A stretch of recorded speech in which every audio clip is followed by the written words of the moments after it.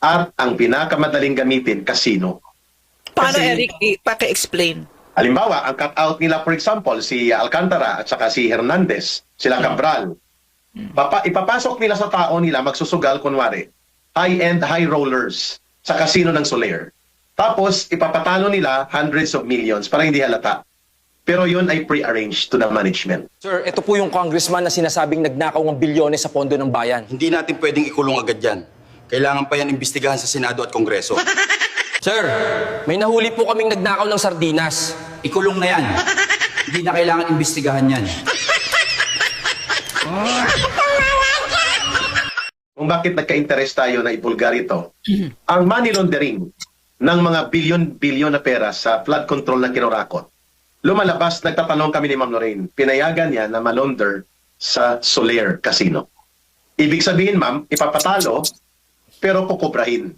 For example, ma'am, ang mag-partner na si Henry Alcantara at si Bryce Hernandez, papasok sila ng 50 billion sa Soler na mga casino, ipapatalo nila in a series of games, pero kukunin din nila ang kalahati. Eric, simulan mo sa pinakasimula para maintindihan nila kung ito mga magnanakaw na ito, nagkakaroon sila ng problema dahil ang dami nilang papel, ang dami nilang pera.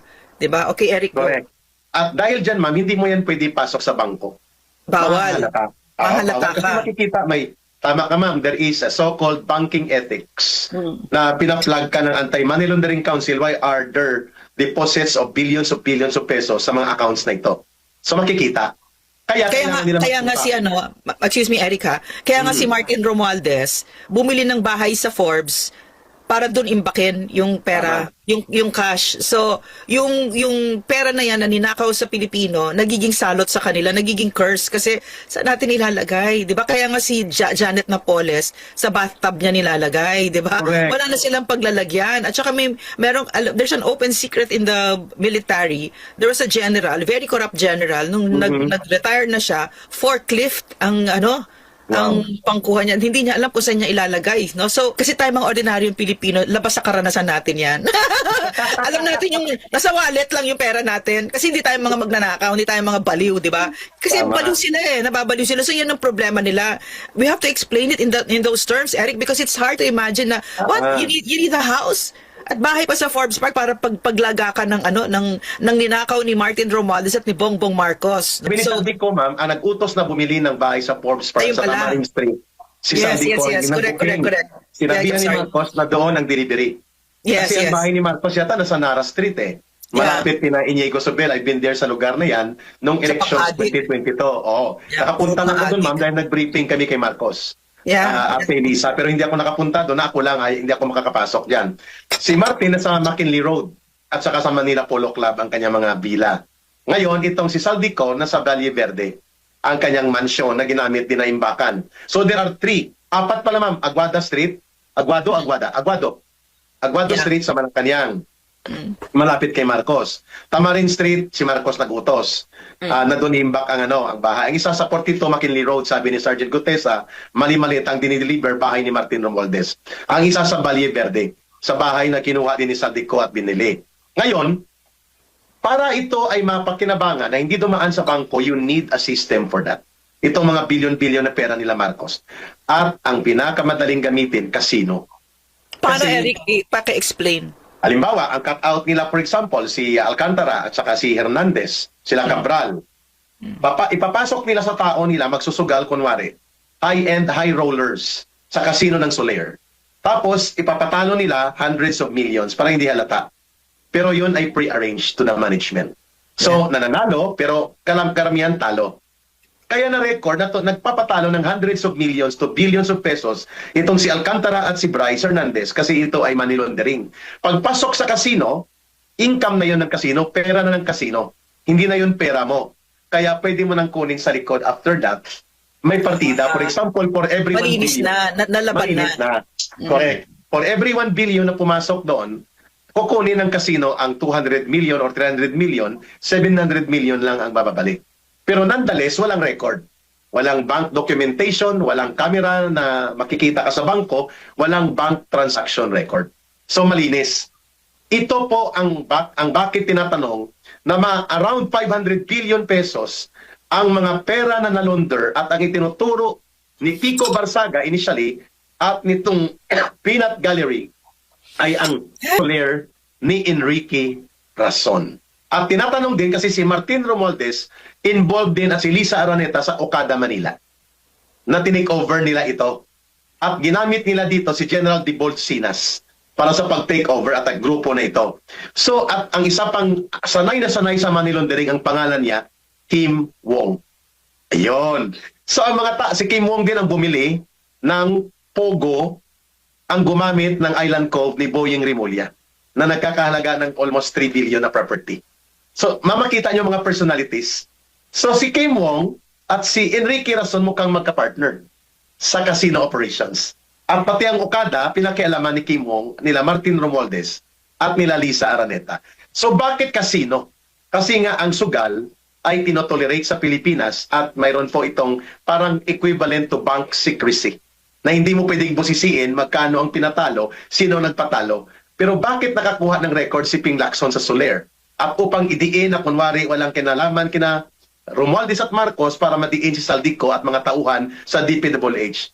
Because ang chief security ni Soler ay si Michael Ray Aquino, na tauhan ni Lacson sa PAOK TF. At bata ni Ping Lacson, bata rin ni Enrique Rason. At bakit biglang pumasok si Vince Dizon out of nowhere nang bago binuo ang ICI? At pinaalis si Bunuan dahil si Bunuan pala, Ma'am Lorraine, mga kababayan, involved kay Congressman Garjola na ngayon ay mayroong 400 billion pesos money laundering questionable transactions involving sa flood control. Kapareho din kay Saldico ang kanyang diskarte nagbibenta ng mga proyekto, kapareho po ng mga iba pang kongresista like Dong Gonzales at mga alipores ni Tambaloslos. All of them nasa ilalim ng payong ng sindikato ni Marcos. Ngayon, ang aming punto ni Ma'am Lorraine, Enrique Rason now is becoming involved sa shadowy transactions para linisin ang trails o billions of pesos ng pera gamit ang kanyang negosyo na mga kasino. Yan po ang tinatanong ng taong bayan. Totoo ba ito? Mr. Enrique Rason na nasasangkot ka at naglagay ka ng mga tao kagaya ni Vince Dizon at ni Ping Lacson para gawin po ang pagtatabon-tabon na ma-expose si Marcos bilang mastermind. Ma'am, ang ganitong topic ay hindi masyadong tatalakayin sapagkat this will cost our life. Pwede po tayong balikan, pwede tayong ipapatay ng mga taong ito kasi alam natin ang kapasidad nila. Pero bakit natin tinatalakay ito? Ma'am Lorraine, sensitibo at ito po ay seryoso. So balit kailangan may bulgar because kailangan may ipakita sa taong bayan na ang sindikato ng gobyerno ni Marcos konektado sa sindikato ng mga oligarko na nagmamanipulate sa gobyerno na siyang nilabanan ni Pangulong Duterte na huwag manatili ang ganyang sistema na oligarko ang nagdidiktat, nagkokontrol sa gobyerno to the disadvantage of the people. Yeah, like you said, no, ba't tayo nagsasalita ng ganito, no? Kasi unang-una sa lahat, gawin natin kung ano yung tama. Yun yung tama. Sabihin natin yung totoo.